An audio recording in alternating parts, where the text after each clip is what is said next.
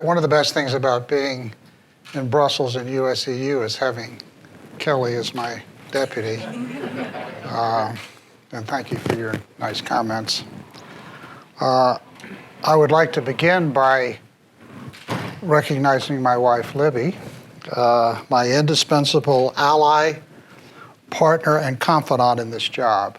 And also my dear friend, Michael Adler, our ambassador to the Kingdom of Belgium, and his wonderful wife, Judy.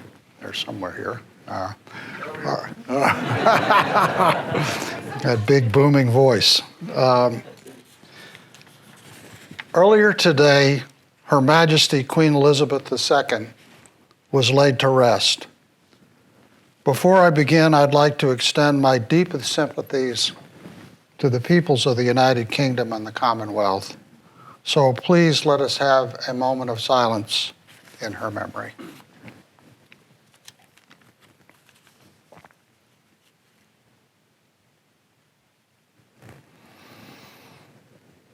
Excellencies, distinguished delegates, colleagues, ladies and gentlemen, good evening and welcome. I thank you for joining us tonight. First, with respect to Her Majesty, I am struck by her role as the head of state and its relevance to us today. Her role was in essence diplomatic, the premier ceremonial representative of her people. In that regard, she embodied the notion of stay calm and carry on. With warmth and solemnity, she represented the essence of the kingdom, and to me, she was a model diplomat. We as diplomats can all learn from her. This is my first rentrée season in Brussels, and I've been struck not only by the flurry of activity, but what it represents, a time of reunions among old friends, an introduction to new partners. This gathering underscores that relationships are at the center of everything we do. And tonight's impressive turnout is a testament to the strength of the transatlantic partnership, a strength that is now carrying us through a time of war. Like many of your institutions, we have some new colleagues at our mission following a busy summer transfer season. I'd like to introduce two of them here tonight, two who, along with Kelly, whom you all know, embody the notion I spoke of with respect to the Queen: warm but serious and accessible. Greg Burton is our new Minister Counsel for Economic Affairs, and Jenny Jorge is our new Minister Counselor for Political Affairs. I hope you will get a chance to meet them tonight. Let's welcome them.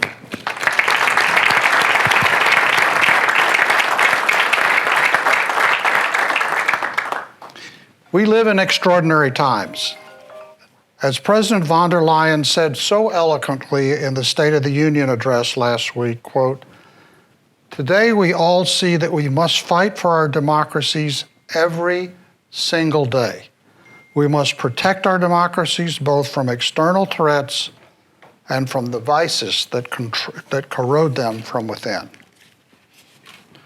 Together, Europe and the United States have met the external threat of our time head on.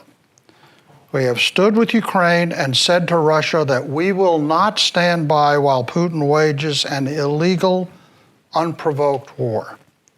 Whether it is by the generosity of the European citizens who have opened their homes and communities to refugees and IDPs, the provision of military assistance, humanitarian aid, direct budget support, or unprecedented effective sanctions, the United States and the EU have responded to the call of our age. Billions of dollars in military assistance and humanitarian aid from the United States and the EU have defended territory, saved lives, and provided hope when it was needed most. And let me be clear, sanctions are working. Russia sells its oil at a discount. Its GDP is in free fall, anywhere between 9 and 15% this year. 1,000 companies have exited Russia. Hundreds of thousands of Russia's best and brightest have fled.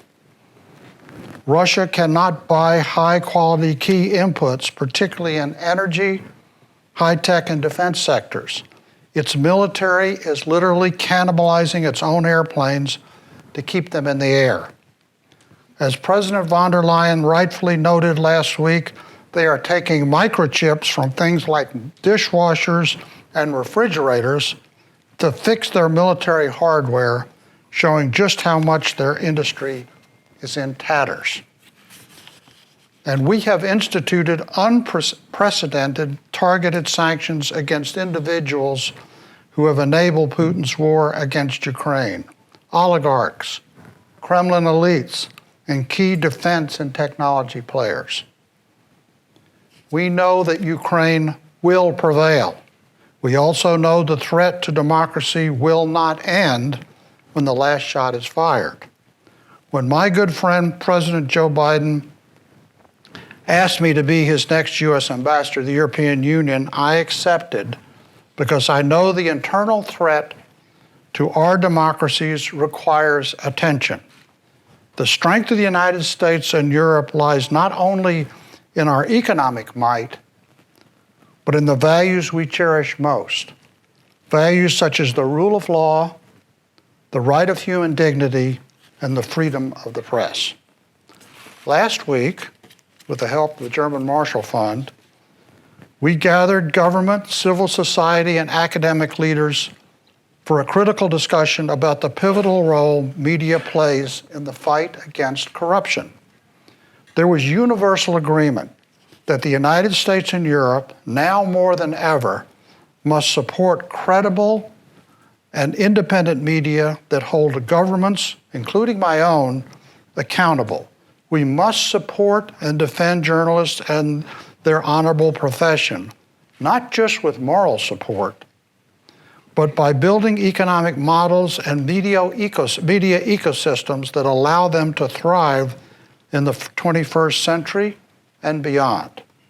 In the months ahead, I look forward to continuing this discussion and translating it into concrete actions, and I will count on your support. Through the pandemic, and especially over the last 6 months, the United States, Europe, and our partners around the world have exhibited incredible unity and strength of purpose. As we look to the challenges ahead, I take heart that all of us in this room are in this fight together. I am grateful for your presence. Please enjoy the evening and continue the conversation about our shared work at this extraordinary time. Thank you very much.